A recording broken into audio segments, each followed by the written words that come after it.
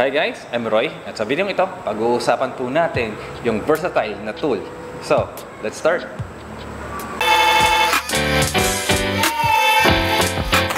So ano po ba yung versatile tool na sinasabi ko? First of all, ano po ba ibig sabihin ng versatile? Yung marami pong nagagawa. So ano po ba yung tool na napakaraming nagagawa? So ito po ang ating router.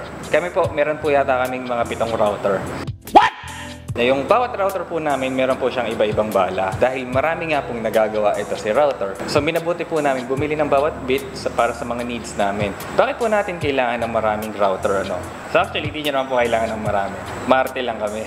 So, ayun lang po namin nag-a-adjust kasi napakahirap pong mag-adjust ng router. Kapag po nakuha na natin yung tamang height ng ating router, ayaw na po natin siyang galawin. Kapag nakuha na po natin yung tamang position, ayaw na talaga po natin siyang galawin. Minsan po inabot po ng 1 oras, 2 oras sa pag-a-adjust. So kapag po nag-a-adjust tayo, kumakain po ito ng ating oras. Tapos, yung ating materials din po, kahit sabihin na nating scrap yan, syempre po yung scrap, baka po pwede pa nating magamit sa ibang project. At ang mas mapa po nun, baka po magamit yung scrap, yung part doon sa inyong project.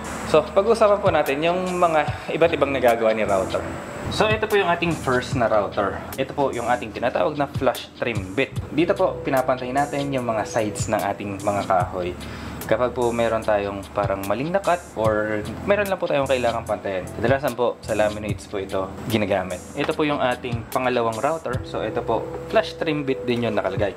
Pero ito naman po ay nakahiga. So dito po kami nagbabawas ng liston. Ito po yung ating pangatlong router. So dito po, ang nakalagay naman dito ay straight bit. Ginagamit namin to para po sa mga backboards namin.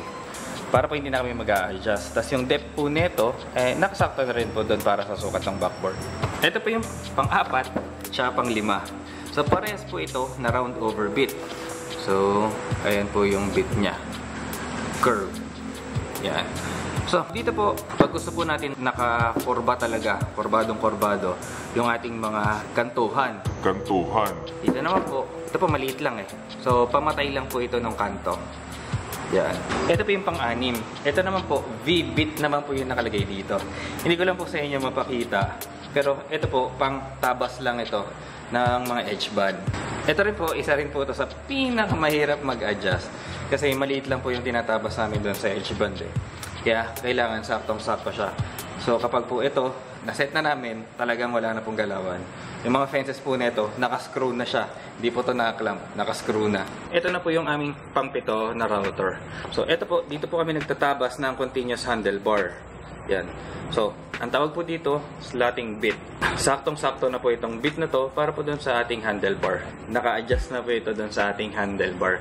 Kaya talagang hindi po talaga namin siya ginagalaw. Pag ginalaw namin, mag-iiba po yung ating sukat doon sa ating mga handlebars. So, magkakaroon po kayo ng bagong rason para bumili ng bagong power tool na naman.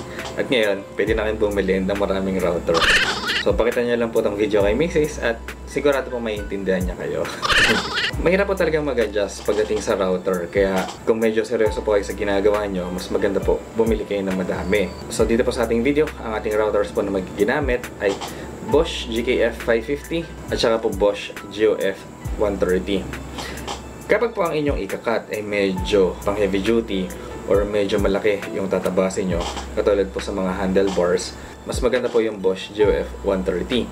Kung mga pamatay lang naman po ng mga gilid or mga laminates, pang tabas-tabas lang na mga ganon, mas maganda po yung Bosch GKF 550. Yan po. So if ever po na meron kayong questions, suggestions, and any other comments na po regarding sa ating video, comment nyo lang po sa baba. Tatry po natin silang sagutin.